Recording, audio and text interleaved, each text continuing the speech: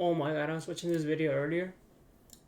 Files on that as well. Yo, the stuff that we're doing in here, like, to get back on each other, it's wild. And I mean wild. That he didn't back up. So not too long after FaZe Clan tweeted out that Kason was kicked, FaZe Adapt would actually call FaZe Banks, and this is what he said. Yo, what's good? I'm live right now. Everyone's kind of like tripping. What's going on? Did we really just boot Kason? Kason's done until further notice. I told this kid not to fuck around at the crib. We're fucking bleeding money. We don't make any fucking money. We don't do fucking sponsorships. We don't sell fucking merchandise. And he actually sounds mad as fuck, I'm not gonna lie, which is kind of weird. If you're mad at Kason, you should also be mad at Silky and Max, because really, they started the whole PC thing. But again, if this is all real, I think I may have figured out why FaZe Banks is so mad at Kason and not mad at Silky and Max. FaZe Banks recently revealed that he took out an $11.5 million loan to help revamp FaZe. I'm all out of favors, man. I just borrowed $11.5 million to fucking get this done, and like, yeah, maybe the favors will turn back on when I pay that back, but it's just... And he did say in those tweets that he's mad at Kason because he's throwing away stuff that he paid for. Obviously, FaZe Banks has a shit ton of money, but $11.5 million is insane. And I'm sure those monthly payments are something serious. So seeing stuff that he paid for getting thrown away is probably making him extra upset right now. But FaZe Adapt would also call Kason after calling Banks. Me now too? Yo, what up? Kason, what's going on? Fuck you mean what's going on? Everyone's being pussy. Did you just get fucking booted for... I just talked to Ricky and he's genuinely pissed. Well, it is what it is. Oh, he's tough. Oh, he's mad too. And he also sounded pretty upset. And you'd think if they were trying to clip farm and get as much impressions as possible, Kason would have took that opportunity and started going crazy on the phone. But he hung up as soon as he could. Let me know down in the comment section, do you guys think this is Just done? real? Do you think it's not real? Or are you like me and you think half of it's real, half of it's kind of clip farming? But this entire situation would not end here. It just gets crazier. So not too long after Kason threw Max's PC in the pool, Silky would call Lacey. Yo, what's good? Yo. What's good, Mud? Yo, you trying to be ready for New York? I need you to do a drill. What do you mean? And Silky would tell Lacey that he wants him to throw Kason's DJ mixing table into the pool to get revenge for Max. And for whatever reason, even though Kason did absolutely nothing to Lacey, Lacey would do what Silky says and throw the mixing table in the pool. You want to throw my friend's PC in a pool? Guess what?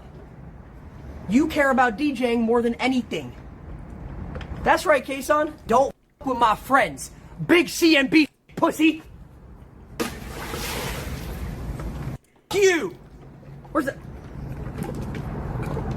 What did I just do? Oh my god, what did I just do? What did I just do?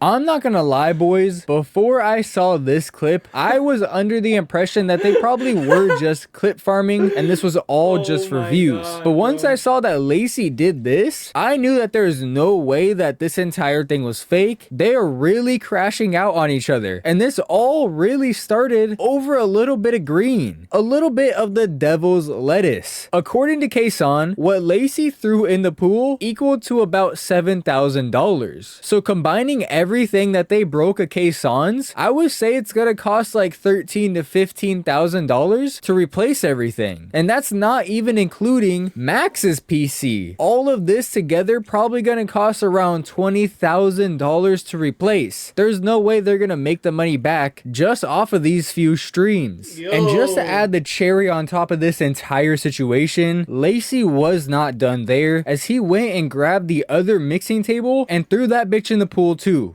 Yo, really, man, you my savage. I see you spinning for me, Muddy. I love that. I got the second one, Mud. Wait, what? I got the second one, Mud. There's two of them. Wait, you spinning again? I'm getting this back in blood, Silk. Fuck Kason! Absolute insanity. If each of those are actually 7K, like Kason said they were, that's over $10,000 right there that he just threw into the pool. And there's a good chance that Kason is probably gonna make Lacey pay for those mixing tables. That shit is not funny. Oh, y'all think it's funny? Y'all actually think that's funny, right? Well, Lacey, I'm telling you right now, you're gonna pay for it.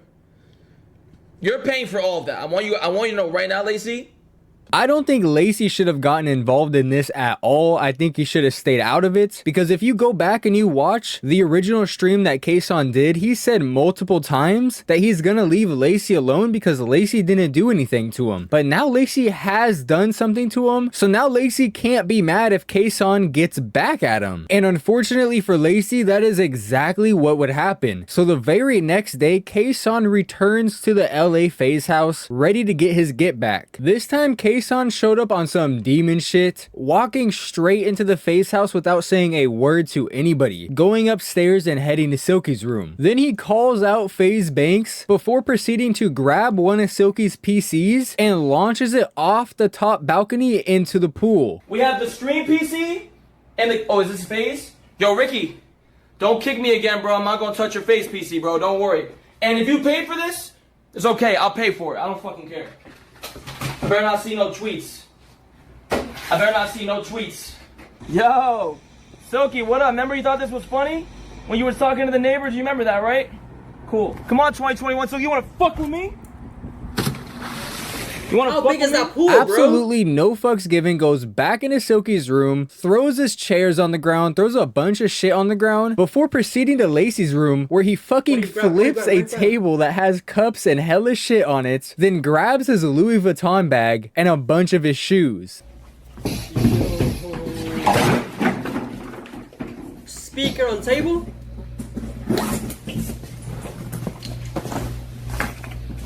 You think it's funny breaking DJ equipment, right? You think it's funny dick riding your friends, right, Lacey?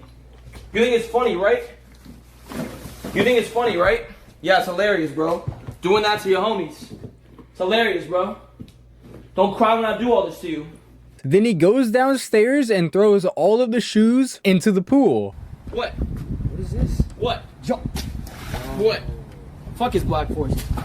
Hey, Whose shoes are what? these? What? You think it's funny? You think it's funny, right? It's Lacey's shoes. You think it's funny, right? Yo, you think it's funny, right? Go die for your friend, like you always do. Go die for your friend. And this bag is mine.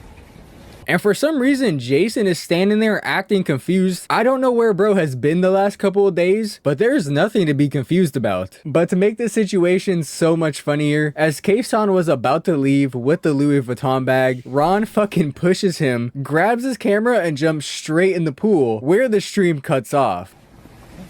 Don't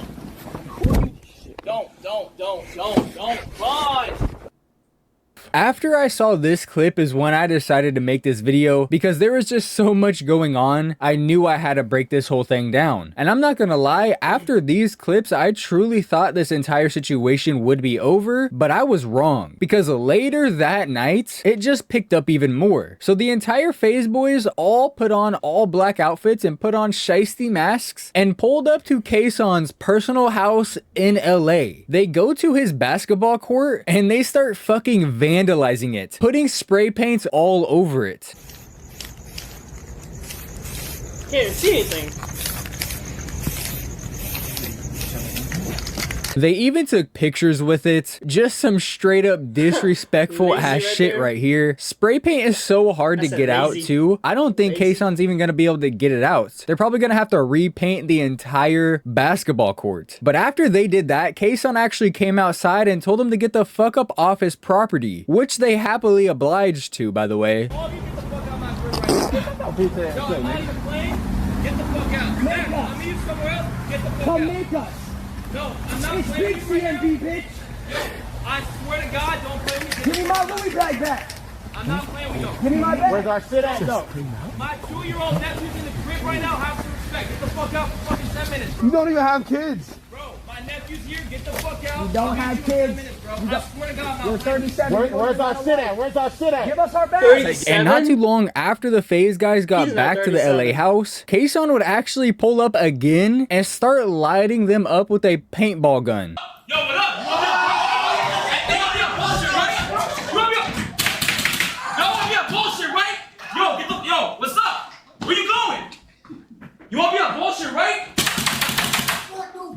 You want me on bullshit, right? Vandalize my crib. Where you at? Which is easily the funniest thing that any of them have done in this entire situation. Honestly, all of Kason's get-backs were so much better than the rest of the FaZe guys, I'm not even gonna lie. But after a bit of a scuffle, Kason would actually end up leaving the LA FaZe house low-key upset. How we playing? That's how we playing, bro. Turn my stream back on, bro. Bro, I didn't touch your stream, bro. It's off. Turn it back on. It's literally not off, bro. You can't see you. Click start streaming. Are you Gucci? Click start streaming, bro. People really think this is real life, bro. Click start streaming, my Fuck, nigga. bro, it's live. Okay. Shit corny, bro. And that's where this entire situation ends for now. And obviously my opinions on this situation completely differ depending on what's real and what's not. If this is all just clip farming, then I gotta be honest, I kind of think this is an L for the entire FaZe crew. That is a lot of money wasted for honestly nothing. I get wanting to do pranks like the old FaZe house used to do, but just destroying people's personal stuff and a lot of money's worth of stuff, low-key isn't that funny. And I wouldn't really call that a prank. Go back and look at some of the FaZe Clan pranks back in the New York FaZe house, and you'll see some actual pranks. You legit need to just jump into it. Then he just woke up randomly. It's amazing. But just flat out breaking shit and throwing it in the pool, not really a prank. So if this was all just for clip farming and they were all in on this the entire time, I gotta say that's a fat fucking L. I hate to be that guy, but motherfuckers are broke. That's just the truth. I'm happy that the FaZe people are mad blessed and they got money to just kind of throw away. That's hella dope for them. I'm not hating, but just because you have the money to do it doesn't mean you should be doing it. And me personally, it low-key makes me sick to my stomach seeing rich people just destroy shit for the sake of doing it. But on the other hand, if they were really going back and forth, I gotta say it's a W for Kason. Not only was he a solo dolo the entire time, but honestly all of his getbacks were better than the rest of the FaZe guys. Personally, I still don't agree with them destroying stuff just for the sake of doing it, but technically Plaqueboy Max, Silky, and all those guys started it. Kason just ended it. But honestly, what I think happened here, I think it started off as a joke. I don't think Plaqueboy Max and Silky thought Kason would be mad at them for destroying the PC. But low-key, I think Kason was kind of mad at them, and I think they were going back and forth. They are all friends, and they all have the money to replace the things that they broke, so I do think that they're gonna eventually make up, and in a few days, they're probably gonna come out and say the entire thing was just clip farming and just a joke, and try to laugh at the people that thought it was real. When in reality, it low-key was kind of real, they just made up afterwards. But let me know down in the comment section, what do you guys think about this situation? If you boys did enjoy this video, don't forget to drop a like on it and comment down in the comment section, as well as hit that subscribe button. We are well on our way to 100,000 subscribers. I know there's gonna be some people in the comment section saying, "Oh, Slacken, you're so fucking stupid, made a 30-minute video on clip farming." Like, bro, if the FaZe guys can get their bag, why can't I? And if you enjoyed the video, who fucking cares? You know what I'm saying? But anyways, boys, I really appreciate you guys for watching this video. You guys have been changing my lives recently just from clicking on my videos, which is absolutely insane. I appreciate you all so insanely much. New content is on the way. We're gonna go crazy this winter. I'm really trying to push to 100K before the end of the year. I know it sounds crazy, but I truly believe we could do it. And you boys are crazy supportive, so I know we got this. If you guys are starting school soon, don't forget to tell your boys to subscribe to me. Word of mouth moves hella fast, so if all of you guys go to school and tell all your homies about me, that's a hell of a lot of new people. But for real, boys, I appreciate you so insanely much, and I'll see you in the next one. Yo, that's crazy. What's that other streamers found out the hard way? Nameless, people. Over the past year or so, IRL streaming has taken over not only streaming, but really the internet as a whole. From snot bubble blowers like Neon. Got 80,000 people watching you disrespect me. Wait, That's how we're doing it? I always do that. Or Jack.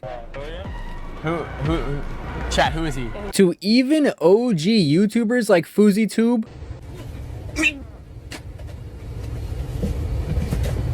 or Vitali TV. Excuse me, would you mind helping me? Can you lift up the bike? I don't know how this happened. I flipped my balls. Oh my god. I don't know how to figure that out. IRL streaming has completely knocked down the barrier that was there originally for streaming. You no longer need to spend thousands of dollars on a PC and a desk and monitors and a mic just to start streaming. All you now need is a phone and the willingness to bother other people in public, and you could become a streamer right now.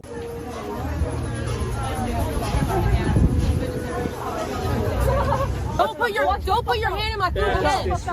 Do not do that. You don't do that to people. Unfortunately, the current landscape of IRL streaming is full of people that are willing to do anything for the clip. At least that is until they do it to the wrong person and they find out the hard way. So about a month ago, everyone's least favorite streamer, Neon, managed to get in as a reporter for the Nate Diaz and George Masvidal fight that was coming up. Today, we are going... the press conference is right there. Masvidal versus Nate Diaz. And we are going to be a reporter. I got confirmation. I can ask whatever the fuck I want to Nate Diaz. In Neon's own words, he was extremely nervous to do this because he planned on asking Nate Diaz a pretty fucking stupid and honestly disrespectful question. Really nervous actually because the question I'm going to be asking is not up to par, man. It's not, you know. But obviously, Neon doesn't care if his question is respectable or not. He just wants the clip. So when it was his turn to ask Nate his question, he went for it. Second question I have for you today, man, is when you do get knocked out, are you gonna retire? If you do. I don't know what's gonna happen. I'm gonna be watching. I'm excited to see both sides, but... And as you can probably imagine, Nate did not like Neon's question whatsoever, so he let him know about it. When you do get knocked out, are you gonna retire? Who said that? So I know who you are. But If you do.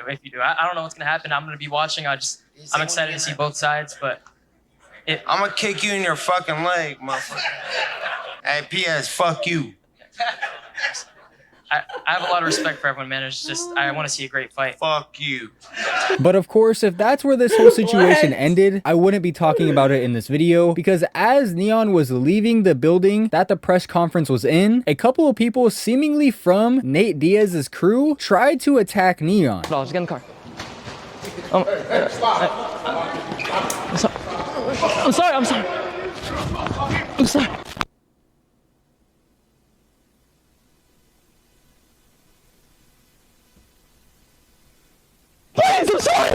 And of course, Neon turned into a fucking track star as soon as he saw a group of people running in his direction. By the time the camera was pointed back in Neon's direction, he was already fucking gone, all the way across the street and inside of a parking garage. He quite literally ran for his fucking life across traffic. So unfortunately, we don't know exactly what happened after Neon ran off camera, because after his crew couldn't find him, they just went back to the car, drove around for a few minutes, and then eventually picked up Neon. But I was able to find a comment that might actually tell us exactly what happened after Neon ran off camera. But of course, take this comment with a grain of salt, as the YouTube comment section is everyone's favorite place to cap, knowing that there's no repercussions. But the comment says, one of my best friends was in the same parking garage on level 1 when he saw Neon screaming his lungs out and slipping under a random car in the garage. He was constantly screaming, please help me, my life is in danger, call 911. He was under that car for 20 minutes until the police showed up, and he cried his lungs out until they did. Like I said, we have no idea if that comment is true, but since Neon ran off camera, that comment is really the only thing we have for context. Now, when this first happened, there was a lot of people trying to say that this entire situation was fake and that Neon was just doing this to try to get attention. And honestly, I don't blame them for thinking that. Neon has faked a lot of stuff for attention, even going as far as to fake having cancer to get views on YouTube. So it definitely wouldn't be out of the realm of possibility possibilities for Neon to have faked this. But if that was the case, I truly think that Nate Diaz would have came out and said that he had nothing to do with this, and he never did that. If you were to ask me, I would honestly say that Neon deserved this. I mean, honestly, the question that he asked was completely disrespectful. That would be like going up to Derrick Rose and saying, when you tear your ACL again, you're gonna retire, right? Saying that to someone who is a professional and has spent their entire life in their sport is insane. Not to mention, these are professional fighters, which means their job is to get punched in the face extremely hard by someone else who knows how to punch very well. These people, if I'm being completely honest, aren't all there. You can't be when you take that many hits in the head. And listening to Nate Diaz talk, I can completely confirm that he 100% is not all there in the head. So honestly, if you were to ask me, Neon completely deserved this, and I hope he never has the confidence to ask someone a stupid fucking question like this again. People who professionally play sports or professional fighters work insanely hard to be where they're at, and nobody wants this little bitch boy to ask them stupid fucking questions like that. Now, although I can say pretty confidently that Neon deserved for this to happen to him, I'm not so sure that I can Is this whole video? Okay, no. say that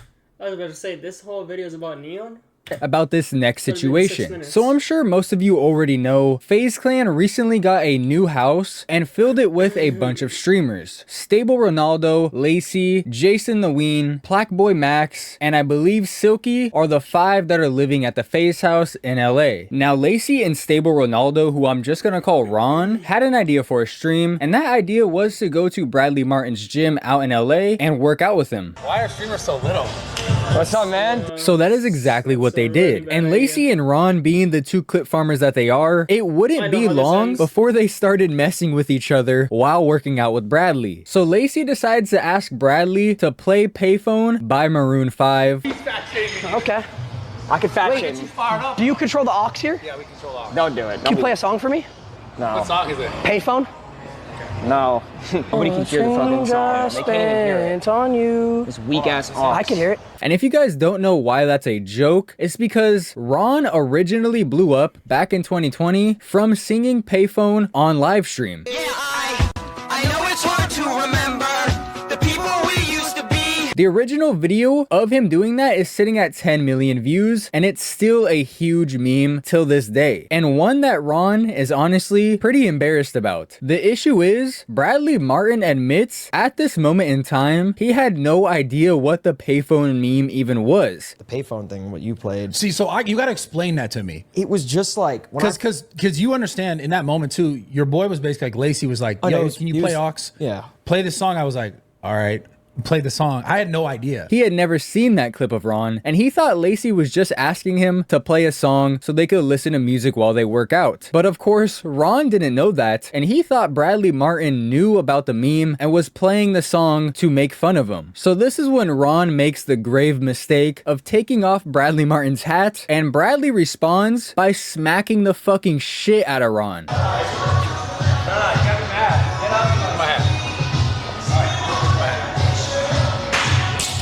My fucking hat. Damn, actually.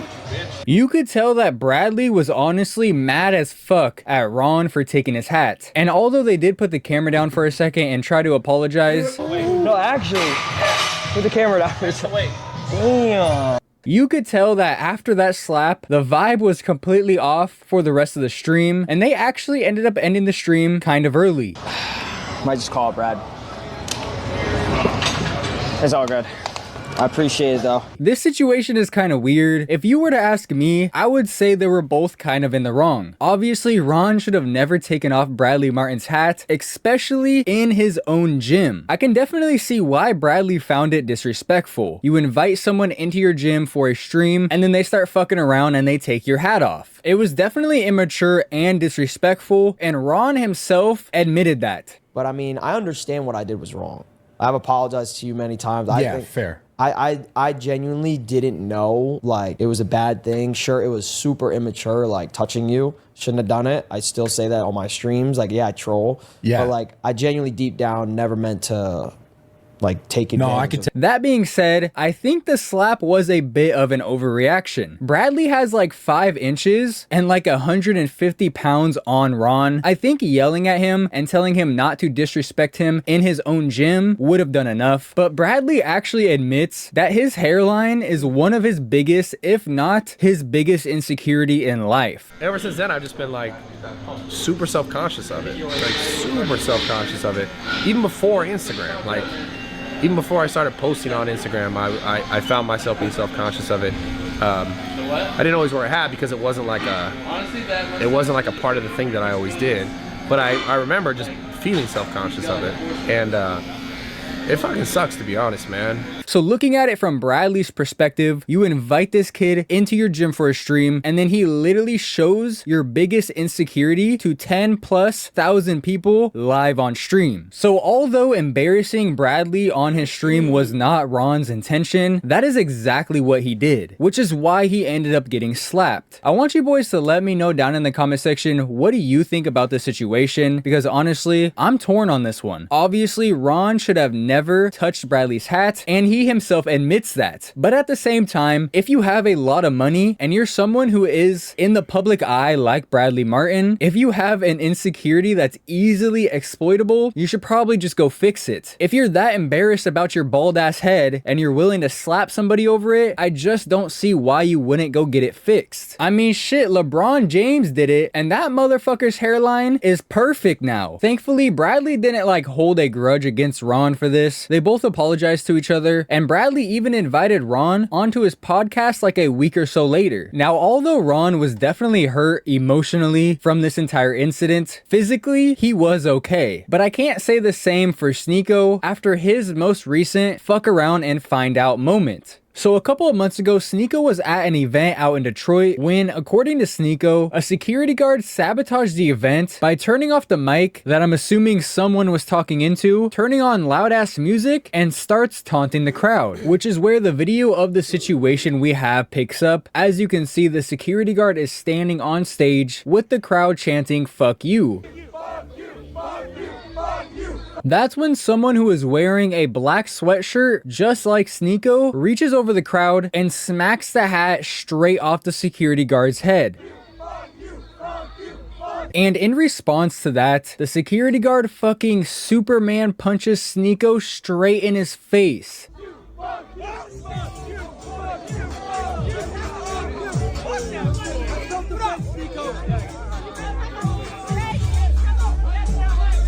This punch was honestly hilarious. I mean, this dude had to jump over like 3 fucking people and still somehow managed to get a clean shot straight into Sneako's teeth. And what makes this situation so much funnier is that after all this happened and Sneako gained a little bit of composure, he tried to claim that nobody even touched the security guard and that it was an unprovoked punch.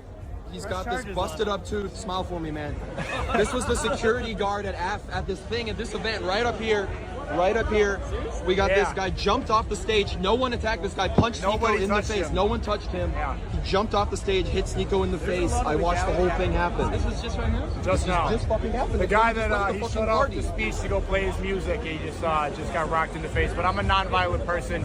You know, I care about America first. That's what it's all about. Yeah. So clearly he has no idea that the person standing right next to him took a video of him smacking off the hat. Not that we needed any more reassurance, but this just proves how much of a fucking liar Sneako truly is. And just to add the cherry on top of this entire situation, Sneako, the guy that blew up off of making red pill content, the same guy that was just swinging a gun on camera not all that long ago, decided that he cannot defend himself, so he is seen on camera making a police report after getting punched in the face. Ways we gotta do because. Hey, have you guys seen Grandma? Yes, sir. We got Sneako here. He's got this busted up tooth. You would think that someone who just sparred Sean Strickland not that long ago could take a punch to the face, but clearly not. He even tried to act tough in his tweet about the situation. At the end of the tweet, he says, "Chipped tooth, no big deal," but clearly it is a big deal because you tried to get bro arrested over it. My opinion on this situation is a little bit different than the Bradley Martin situation, and before you call me a phased nutsucker and I get 1,000 glazing comments, you gotta think about how different the two situations were. Bradley Martin and Ronaldo were in a closed environment, face to face, and they both somewhat knew each other or knew of each other before the slap happened. Whereas the Sneeko situation, they're not in an enclosed space, they're in an open area, and the security guard is surrounded by, I would say, like 20 to 30 different people. When someone he doesn't know smacks his hat off of his head, it definitely makes sense why he retaliated like that. At the very least, you can't argue that Ron did it for the clip, whereas Sneeko did it to just straight up be disrespectful. And I definitely think he deserved to get punched in the face for it. But nobody deserves to get punched in the face more than a YouTuber that goes by the name of King Sid after his most recent fuck around and find out moment. Yo. Where and what? I must be living under a cave, bro. All these YouTubers, things happen to them, and I'm always the last one to find out. What the hell did he do now? If you boys don't know who King Sid is, he's a YouTuber with over 3 million subscribers who makes pretty fucking garbage and talentless content. And like many talentless YouTubers, King Sid has recently decided to try out IRL streaming because, to be completely honest with you, it's way easier than making YouTube videos. So King Sid was live streaming in New York in the middle of Times Square when he goes up to some sort of street vendor that is holding a big ass fucking snake and a parrot. And he gets uncomfortably close to the person holding the snake, and while asking if he can take a picture with the snake, he begins touching the snake without permission. How much for this? Cash out. It's $20. You said $10. 20. You said 10 first. It's 20. Let me get the bird and the parrot for 20. Both for 20. That's when another guy working with this vendor tells King Sid to back the fuck up a little bit and stop touching the snake. And instead of just respecting this guy and his fucking snake, King Sid decides to get mad disrespectful and starts mocking the dude like a fucking child would. Move away. You gotta move away a little bit, please. No, you gotta move away. You have to wait. Can you wait? Hey, I don't want to do it no more. I don't care, but I told you have to move away. Hey,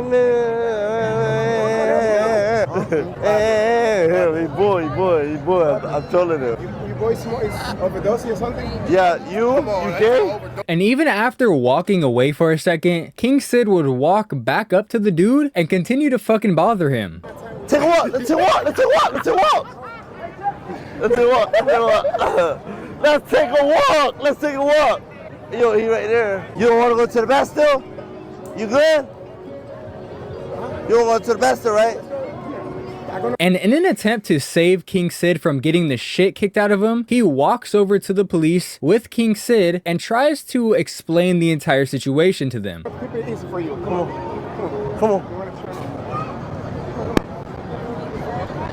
Oh yeah, you coming right here? You want to fight me? When I like showing, he's showing up. Look, he asked me. And King Sid, probably trying to act tough for the camera, starts yelling in this dude's face. Do I want to go to the back for no reason? I said let's go to the back. Look. Now you want to act like stupid? No, you said let's go to the back. I said let's go to the back. Yeah, bro, no, bring the camera. And the dude, who at this point has to be sick of King Sid's bullshit, throws him on his face like a fucking rag doll. No, bring the camera. Oh. And King Sid tried to laugh it off after he got up, but you can tell those are laughs of sadness as he's just trying his hardest not to look upset on camera. I see that. Yo, he went to the police, so. Yeah, come on. Can I get a picture real quick? And as King Sid was walking his happy ass back to his hotel room, all he could talk about was the push. You could tell that deep down, King Sid was hella butthurt about it, but he was trying his hardest to act tough. That's straight though, he ain't punch me. If he would have punched me, bro, it would have been like that. And plus, I couldn't do nothing, Wolf. I couldn't even get up and like hit his ass. Then I was trying to sneak by his ass. He was right with a cop. I was gonna slap the fuck out of his ass. Look. And look, I tried to walk by his ass and sneak around him and slap the fuck out of his ass. The cop was right by him. The cop said, "You're not fucking doing that. You're not fucking doing that. It's over with." Even when he got back to his hotel room, the push is all King Sid was talking about. Look, all the cops right there. Look. Hey, did we bring this up? He said, "Sid, why you ain't knocked him out? You tripping." The moment I got up, looked in front of me. What was in front of me? 3 cops, 2 cops.